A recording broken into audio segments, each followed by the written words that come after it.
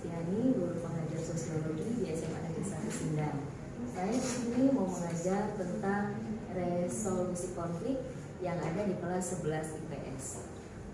Sekarang, resolusi konflik adalah suatu gejala sosial.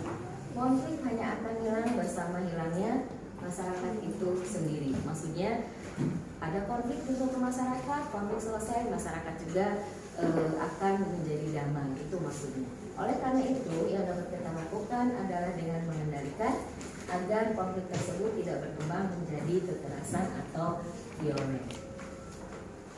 Kemudian di sini ada 3 syarat konflik tidak berakhir dengan kekerasan.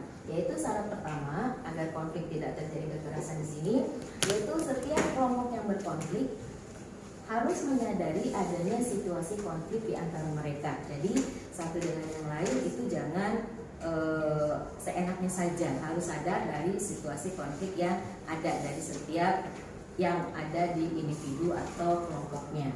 Kemudian yang kedua, pengendalian konflik hanya mungkin bisa dilakukan apabila berbagai kekuatan sosial yang saling bertentangan terorganisasi dengan jelas. Jadi adanya pengendalian konflik baik di sekitar kita maupun di luar dengan adanya suatu penyelesaian dari pihak-pihak tertentu. Misalnya ada ketua RT, ketua RW dan sejenisnya, sehingga di lingkungannya konflik itu tidak akan berakhir dengan kekerasan.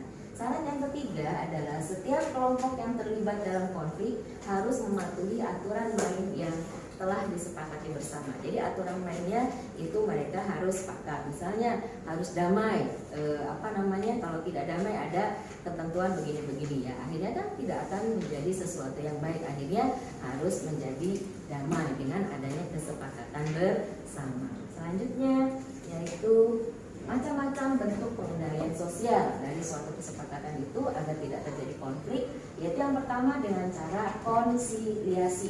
Konsiliasi adalah bentuk pengendalian konflik yang dilakukan melalui lembaga-lembaga yang memungkinkan adanya diskusi dan pengambilan keputusan yang adil di antara pihak-pihak yang bertikai. Jadi konsiliasi ini melalui lembaga-lembaga tertentu. Yang kedua itu dengan adanya mediasi. Mediasi adalah pengendalian konflik dengan cara dilakukan kedua belah pihak yang berkonflik sepakat untuk menunjuk adanya pihak ketiga sebagai mediatornya. Yang ketiga adalah arbitrasi. Arbitrasi sama juga dengan perwasitan, yaitu yang berkonflik sepakat untuk menerima atau terpaksa menerima hadirnya pihak ketiga untuk memberikan penyelesaian dalam konflik. Yang terakhir adalah transformasi konflik, yaitu konflik dalam prosesnya ditanggulangi dengan melihat dari berbagai permasalahan, sumber-sumber dan dari dampak negatifnya dari suatu konflik. Oke, sampai di sini dulu anak-anak. Ada yang ditanyakan? Oke, kalau itu sampai di sini materi kita tentang konflik. Assalamualaikum warahmatullahi wabarakatuh.